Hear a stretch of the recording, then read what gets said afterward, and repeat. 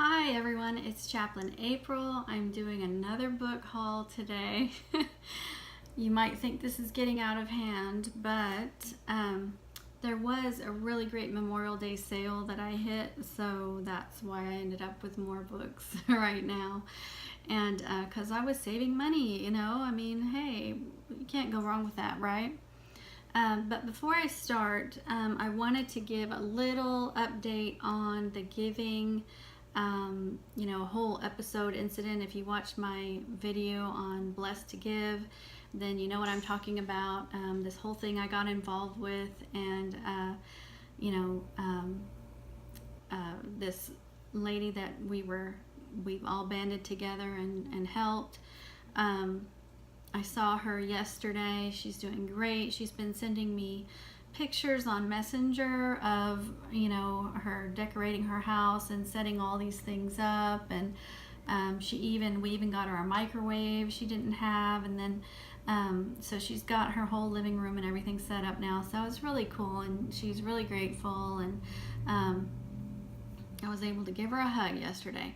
But one of the things that happened from me getting involved in that is my little neighborhood here that I live in, I found out that there's two people that go to our church right here in our neighborhood that I didn't know about. One of the guys was the guy that donated the mini fridge was right here in my neighborhood, and when he came with it and we talked and everything, I found out that he goes to our church and that he's a life group leader. So there's a life group right here down the street that I didn't even know about. But I think it's like all his Asian friends. It's like an Asian life group. And then he said that there's another life group leader, another couple here that goes to this church too. So I found out, I had no idea that there's two life group leaders right here.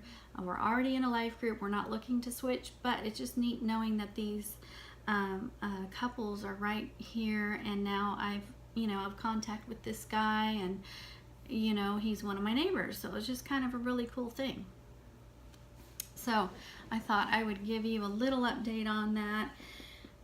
And then I wanted to say a few things about grocery hauls, because I watch these YouTubers, and one of them is our pastor's daughter. She has a YouTube channel, and I started watching that because I saw him post it on Instagram one time, and I thought, oh wow, I bet that's really neat. So I started watching it, and she is the cutest thing, just precious girl. But she does a lot of grocery hauls. She's really into health foods and stuff. And so I'm really intrigued when I watch these grocery hauls. And then there's a couple other YouTubers that I watch that do this too. And I find out about all these crazy foods that are good for you, but I've never seen them, because I guess I don't go to natural grocers and I don't go to Trader Joe's much. And so I'm just kind of like, I just buy run-of-the-mill stuff. And because I have these certain recipes I make all the time, our 4 kids are used to the food we eat, and I can't really switch it up too much. There's only a couple of them that will try new things, so I kind of stick to the same things, and I already know what ingredients I need. But it's neat for me to see how some other things are healthier than others. Growing up, I didn't have to do that. We lived in Central America, and we ate rice and beans and fruits and vegetables every day. When you would ask for a fruit drink, they would take the fruit and actually blend it up. It wasn't like fruit juice here that it's, full of sugars and stuff. So we never had to like try to be healthy. The food just was that way. And now with the way everything's packaged and stuff, I guess this is what we're going to have to do, but it seems so daunting to me. I'm like, oh my gosh, like what company is this? And is it, it's GMO and this, that, and the other. It's just overwhelming to me.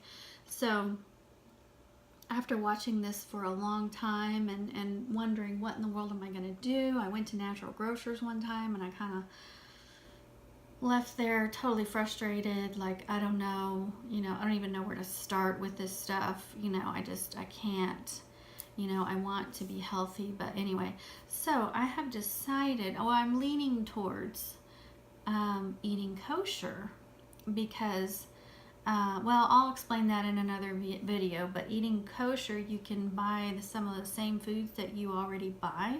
Just make sure it's kosher, so you know it's clean, it was in a factory, that, you know, it has to go through inspections and all this stuff.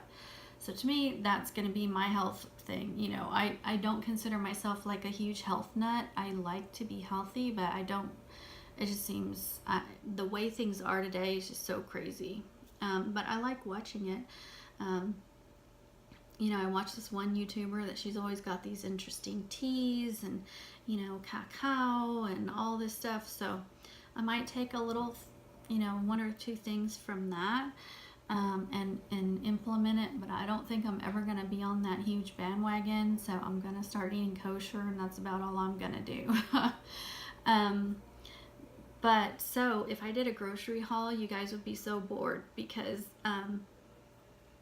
it's just normal foods that I buy. But when I do switch to kosher, I might do one that might be fun, but the bulk of my stuff is going to be books and spirituality and, you know, chaplain chat. That's what I'm about.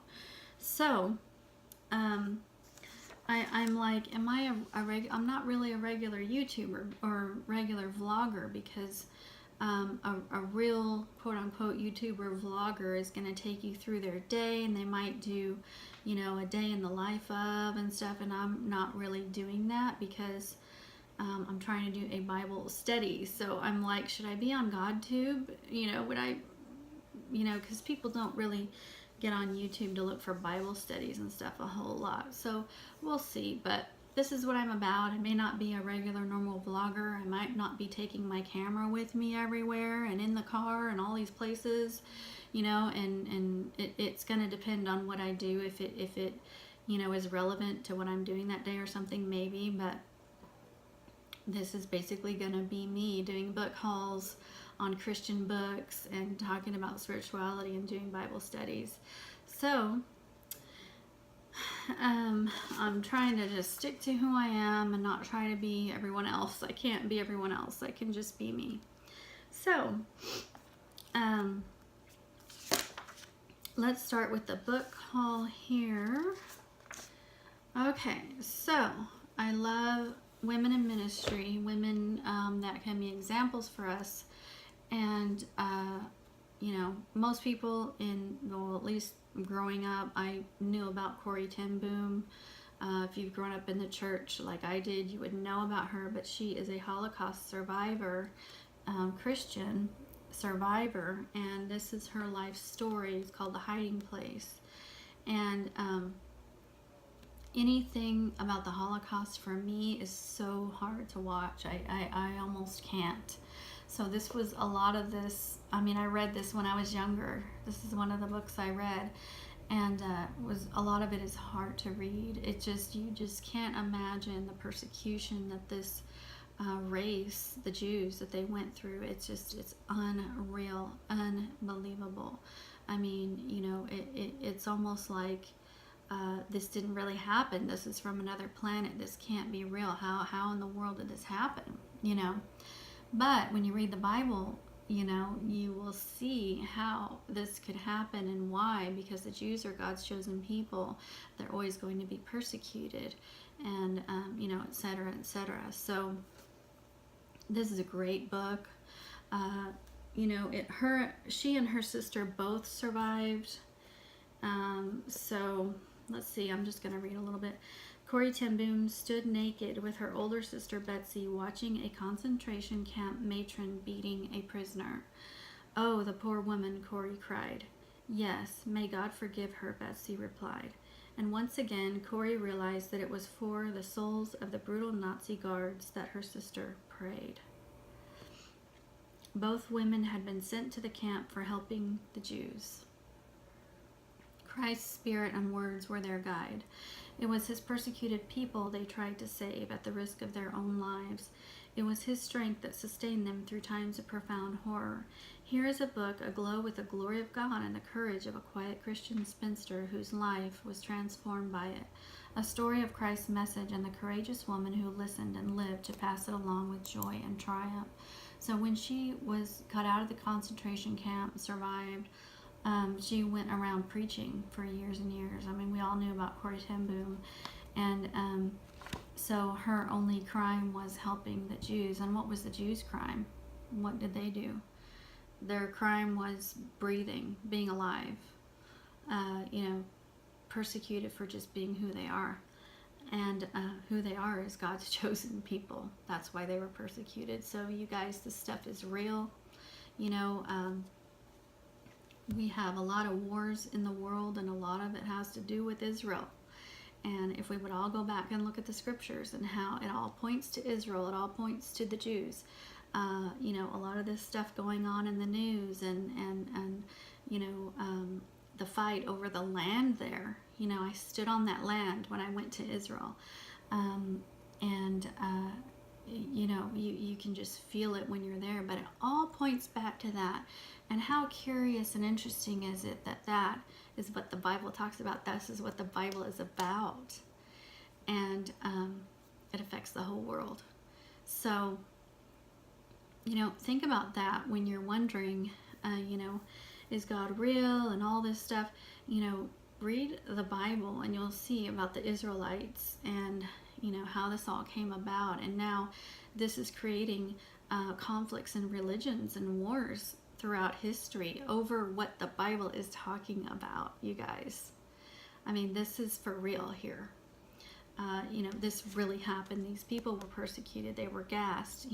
Children, women, innocent people that did nothing. They were just Jews. They really did nothing to deserve that. Millions of people. So if you don't think that they are God's chosen people, then think again, because the proof is in the pudding. And if you don't think that Israel is God's chosen land, think again. The proof is in the pudding there too. So, okay, next book. The 40 Most Influential Christians.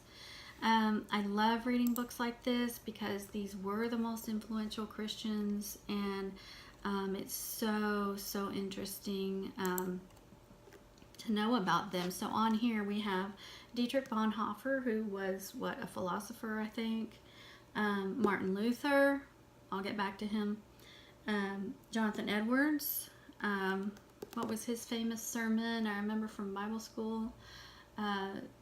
But he was, famous for being like monotone and everything, but he would preach like fire and brimstone, and then Calvin. So, Calvinism is a thing. And then, so Martin Luther, he, not to disrespect any of my Catholic friends, but Martin Luther is kind of a hero. I love him. So I'm going to read a little bit about him. And he is who Martin Luther King Jr. was named after. So, but no one ever talks about Martin Luther anymore. I'm like, this guy was amazing. Okay, so he was born in Eisleben, Germany in 1483. Martin Luther went on to become one of Western history's most significant figures. He spent his early years in relative anonymity as a monk and a scholar, but in 1517, Luther penned a document attacking the Catholic Church's corrupt practice of selling indulgences. So you guys can read about that. The church would sell these indulgences and make money, and it was supposed to absolve sin. So I'm only bringing that up because, yes, any organization, church, can abuse their power. And it just happened to be that that's what was happening at the time. So he came up with his 95 Theses. We all in Bible school and church and growing up in church have known about the 95 Theses, which propounded two central beliefs: that the Bible is the central religious authority, and that humans may reach salvation only by their faith and not by their deeds. So that's what the difference was. And it sparked the Protestant Reformation. So all Protestant churches that are non-Catholic, that are Christian, came because Martin Luther posted his 95 Theses and went against the Catholic Church. And this was basically treason. Like, he was in major trouble for doing this. So these are fascinating stories to read about. Like, then, he's going to have to run and hide and, all of this stuff. And I think he ends up getting killed. And, this is major. This was bold and risky and all of the above. So, although these ideas had been advanced before, Martin Luther codified them at a moment in history ripe for religious reformation. The Catholic Church was ever after divided, and the Protestantism that soon emerged was shaped by Luther's ideas. His writings changed the course of religious and cultural history in the West. So, as I said, no disrespect to my Catholic friends, you know, but that is what was happening in the church at the time, and we would not have any Protestant churches if it was not for Martin Luther. And I'm eternally grateful for that, because, you know, we may not have even been part of the church if there was no Reformation. I was going to see if it was talk about anything about his death, but I don't know. I would have to go through this here, and that's not going to work. Okay, so he's labeled as a heretic. Okay, 1 year later, after he posted the 95 Theses, a series of commissions were convened to examine his teachings, and the First Papal Commission found them to be heretical. So he's a heretic against the Catholic Church, they're saying. They were scandalous and offensive, blah, blah, blah. Finally, Pope Leo X issued a papal bull, which is a public decree, that concluded that Luther's propositions were heretical and gave Luther 120 days to recant in Rome. Luther refused to recant, and on January 3rd, 1521, Pope Leo excommunicated Martin Luther from the Catholic Church. Then he appeared before the Diet of Worms in Germany. He concluded his testimony with a defiant statement, "Here I stand. God help me. I can do no other." And that is a famous line, famous quote. "Here I stand. God help me. I can do no other." In other words, this is the truth. This is what happened. I'm not going to recant. I believe in this. I believe it's wrong what you're doing with the indulgences and whatever else there was happening at the time. He stood for it. And then on May 25th, the Holy Roman Emperor Charles X signed an edict against Luther, ordering his writings to be burned. Luther hid in the town of Eisenach for the next year, where he began work on one of his major life projects, the translation of the New Testament into German. I mean, oh my gosh, which took him 10 years to complete. Okay, Martin Luther was a powerful, powerful saint of God. Okay, people talk about, the Bible was written down by man. The Bible was only written down by the men that God chose, that God gave power to, that God anointed to do the work. It wasn't just anyone. It wasn't any Tom, Dick, or Harry out there was going to write the Bible. No. The people that wrote the Bible were chosen by God and set apart by Him. These were powerful men. Spiritual religious men. Okay, let's get that straight. It's not just any old, person down the street who's writing the Bible. No. There are a lot of things that Martin Luther did that were very powerful, and I can't go into all of it, but you're going to have to read his books.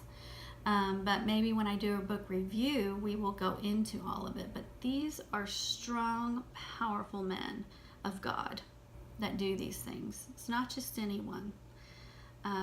God is in charge. We have to remember that God is in charge. He chose who He chose to do these things. Okay, this is not happenstance. Oh, someone woke up today and, okay, I think I'm going to write the Bible, and, there's some wimpy guy that doesn't believe. No, come on, guys. God is way bigger than that. Give me a break. Okay, we are putting God in this small little, tiny little box, wimpy little box. No, God is the opposite of that. Come on, wake up. We've got to open our eyes to this. So, I wanted to see where, I think he was burned at the stake. I didn't want to say that because that sounds really bad and harsh, but I think that's exactly what happened to him, if I remember correctly. It's not really telling me here in this article. But when we read about this stuff, we will go through the whole thing. We'll look at some of the powerful things that he did. We will look at some of the saints that the Protestant church doesn't really talk about the saints a lot, and a lot of the powerful things that happened in their lives so they could become saints. Okay, you guys, there's a process to all these things. These are not happenstance and coincidences. Okay, there's a process. There's this. All of these things happened purposefully by God. And that's what I want to bring out a lot in my book reviews and in my Bible studies. There's a purpose to things. There's rhyme and reason to it. These things don't just happen, okay? So I really want to get that through. Okay, I'm going to have to switch over. So I love women in ministry, and Amy Semple McPherson is one of the biggest role models for women of our time. She started the Foursquare Church. I think it was in California, because a friend of mine, my best friend that passed away when she was 20, it was my first year of college, and I got a call that she had been in a car accident. They lived in LA, actually Costa Mesa, California, and I used to go visit her there all the time. She was in a car accident. She ended up being buried at a specific cemetery there where there's a lot of famous people. And I believe that Amy Semple McPherson, or maybe that was Catherine Coleman, was buried there. It could be Catherine Coleman, but maybe they're both there. I don't know. But it was really cool going to that cemetery where I could see the tombs of these other incredible people. So anyway, Amy Semple McPherson, she was called Sister Amy. Let's read a little bit of this. She was consecrated to God before she was born by her mother, a soldier of the Salvation Army. She was a young widow in China. When the Lord spoke to her as she was at death's door, she accepted her ministry. She preached up and down the United States in tents, concert halls, boxing rings, prayed for the healing of hundreds of thousands of people, and founded a church, built a Pentecostal temple of Hollywood dimensions in Los Angeles. Charlie Chaplin advised her on sets. Anthony Quinn played saxophone in The Pit and became such a celebrity in the 1920s and 30s that the press publicly thanked her for giving work to so many journalists. So this is a biography of hers, and like I was saying in one of my other videos, a lot of these things from these early church, well, I don't want to say church fathers, but people like her, was documented in newspapers, news stories in the cities where these things happened. I mean, they had big tent revivals. They did things. She built a church.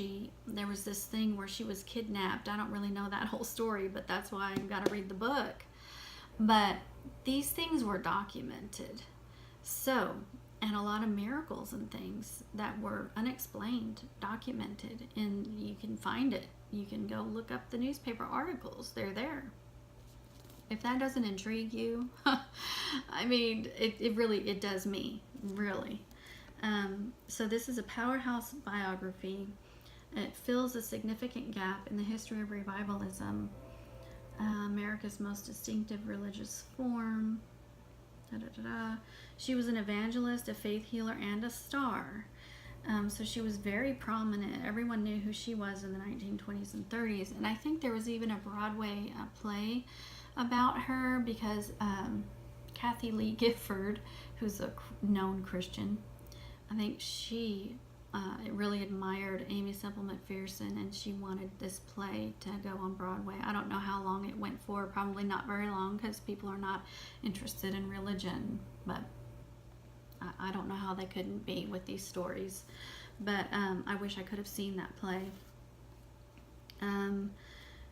Let's see. So it doesn't say much about her founding the Foursquare Church, but that church is still going today, and it's big. I can't remember which part of Christianity. I mean, there are Foursquare churches today everywhere. In fact, we went to one in Enid for a while. I'm just trying to look at the chapters here. This is talking about all the things she did and all the places. Ontario, Canada. She did New York, Washington, D.C. So she had revivals probably in all those places and healings and stuff. So I cannot wait to read that. It's her life. And so an amazing woman of God, we don't hear about these women. Like, come on, why are we not hearing about these women? Catherine Coleman, Amy Semple McPherson, all these women, Maria Woodworth Etter. Like, I do not want this to die out. These are important, seriously important for the faith. We cannot let these stories die. We cannot stop talking about this. This is important. So, okay, get off my soapbox. Okay, I don't only like women. Okay, so we're going to talk about Oswald Chambers next. This book is his life story, because like I told you, I like biographies, I like real stories, I like to know about great people of the faith. I like to know their stories and what they did and where they did revivals and what healings happened and what miracles happened. These people had miracles happen in their everyday lives. Miracles that a lot were documented miracles. This is why I want to delve into these books, and I want to do book reviews on things like this, on people like this. I mean, these are real people that lived and breathed, and amazing spiritual things happened with these people. And he has written My Utmost for His Highest. Everyone knows about that devotional. That is a famous devotional, and it was Oswald Chambers, was it his sermons, I think? Or his journal or something, that his wife, after he passed away, she published it as a devotional, and it is huge success devotional. I have it here somewhere. I'm just not a very big devotional person. I just don't use devotionals much. I mean, I'll use them off and on, but I'm not like, radical, I have to read a devotional every morning. But I have a lot of them because I like to read them once in a while. That is a hugely popular devotional. But I was interested in knowing about his life also and how he came to be a minister and things like that. So let's see what it says here. Countless individuals, from presidents to high school students, have been influenced by the beloved devotional My Utmost for His Highest, yet many know little about the man behind the devotional, or the life that led to the insightful teaching and invigorating style found in the more than 40 other books by Oswald Chambers. I didn't know there was 40 other books by him. In researching this book, says biographer David McCasland, I was led to much more than I expected by the study of Oswald Chambers' life. At the beginning, he was a man whose depth and insight I admired. Today, he is a friend and I have come to know and love. So, this book, Abandoned to God, is a magnificent description of how one man sought God and lived out that relationship in the realities of life. It will stimulate your heart to follow God more fully. For years, I have used Oswald Chambers' My Utmost for His Highest. In this biography, I see where that depth of input was born and developed. So this is going to be really great. I mean, oh my gosh, one of the chapters is Dark Night of the Soul. Okay, that's another book we can do a review on. The Dark Night of the Soul by St. John of the Cross. Oh gosh. And I bet that's what he's referring to in here. So, see, you guys, there is nothing boring in religion, Christianity, and these people that saw these miracles. There's nothing boring in the Bible. Well, there might be a little bit boring when you're reading about who begat who, but there's a reason for that too. But anyway, this is all fascinating stuff. And this is what I was exposed to when I was growing up, and how I got so intrigued by all this stuff, because I was reading about real people that lived, that had these things happen. These things are documented. I mean, so how can we deny it? How can we deny? We can't say, oh, God doesn't perform miracles in this day and age. Really? Because there's countless miracles that are documented by everyday people that could care less if there's, they're just documenting it. This is what happened. So I don't know how you explain that. And God is an amazing God. He's all powerful, and he performs miracles today. He performs miracles all the time. All the time. And we need to acknowledge that. We need to realize that. We need to be a part of this. We should be a part of it. We should be doing greater miracles than Jesus did. That's what he told us we should do. And there are people that are, I mean, he performs the miracles through us, but the problem is a lot of people don't believe it, or don't have faith to even believe that it happens. And I'm here to tell you, it absolutely happens. I've seen some myself, just growing up on the mission field. So we should be reading about all these people. Okay, so I got this other book called Mysteries of the Bible. So of course I was very intrigued, because pretty much everything about the Bible can be considered a mystery, you know, or if people think, okay, was he really born, and then did he really die, and that whole thing, and yeah, so all these mysteries solved, and then, you know, tons of stuff. So I can't even imagine what all they have in here. I'm sure there's tons of things I haven't even thought about. So let's look and see what we have here. So creation is a mystery, of course. You know, Genesis 1:1. That's a mystery. The Exodus is a mystery. You know, all of these things. You know, the Ark of the Covenant. You know, there's so many things to study and to figure out, and to delve into and to look at. I mean, so many. I mean, I could have videos from here till eternity going about all of this stuff.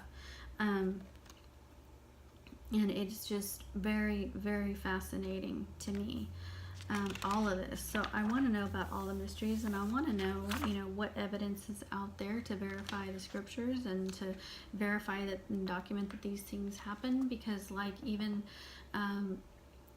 like the splitting of the Red Sea with Moses, you know, we all heard about that in Sunday school.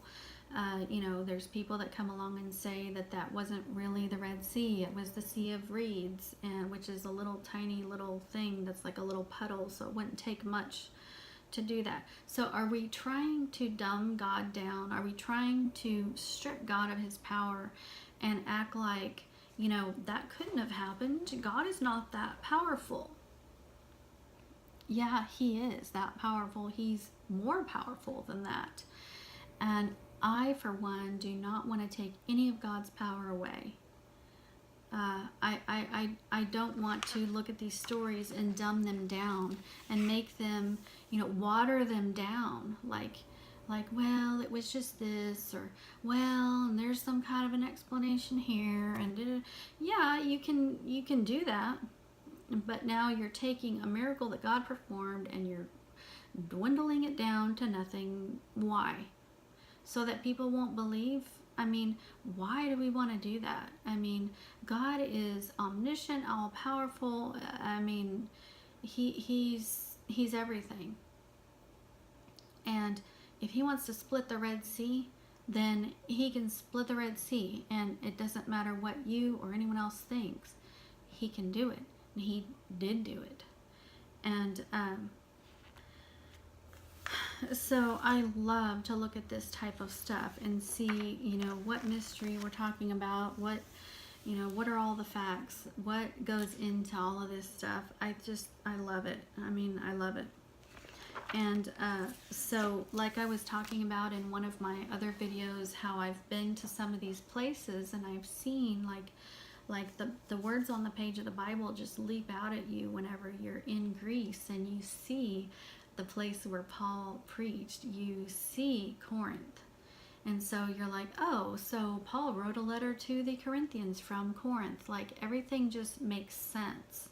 When you go to Rome, there is so much religious history in Rome. I mean, we're just talking about right now Martin Luther in Rome.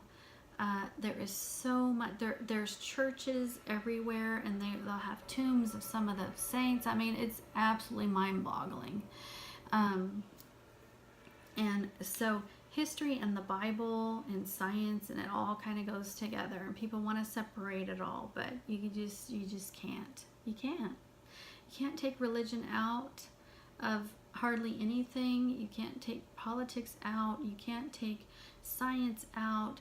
You can't separate science and God and church. And, you know, I don't want to get in trouble, but personally, I believe it's all intertwined, and it's all important. And if you go back to the nitty-gritty, you can see how it's all related.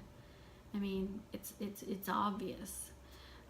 You go to other countries and you see the history, you see the relics, you see the religious relics, you see it all, and it all goes back to the same thing. You know, why do we not see this?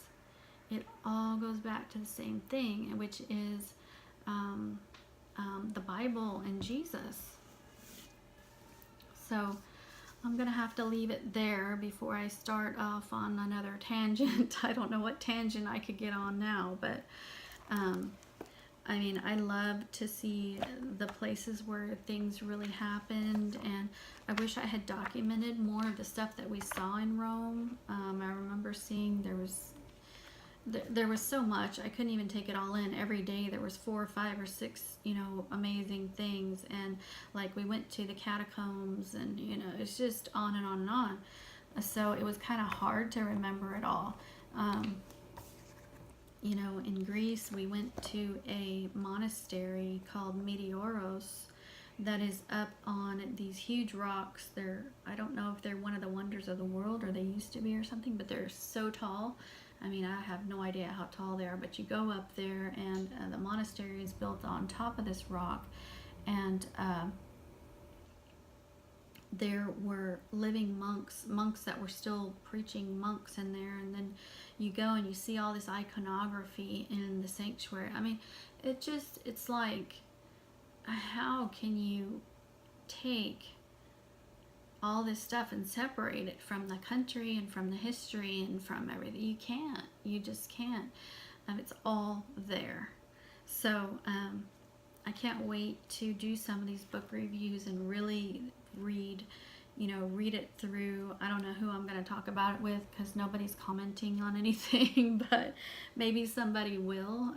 But I guess I'll just talk to the camera, and, you know, but I just think that it's all worth talking about.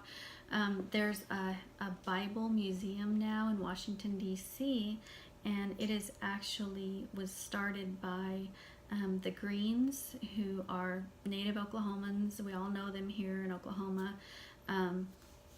They started Hobby Lobby, and they are Christians, and of course they're gazillionaires now. So they started this Bible museum, and it's huge, and I cannot wait to go see that, because they have all kinds of stuff about the history of the Bible, and I don't know what all they have, but I'm gonna go see it just as soon as I get a chance, because last time I went out there it wasn't open yet. But there's so much to learn about the Bible and the history of everything. And I used to hate history, but I love the history of Christianity and the history of the Bible, at least that much. So you guys take care. I am getting caught up on my uploads. I've done one of the 3 that was gonna get me caught up, so bear with me. I'm uploading, and then tomorrow I'll do a few, and then on Tuesday I'll be on track. So thanks for bearing with me, and thanks for listening to my soapboxes I get on. But I hope that this spurs you on to read about these people for yourself. Go out and get the books and read them for yourself and get intrigued, okay? And you will see how interesting and fascinating it all is. So you guys take care and continue to seek God, and all of these things tell us more about God and his love for us. So you guys take care. I'll see you in the next video.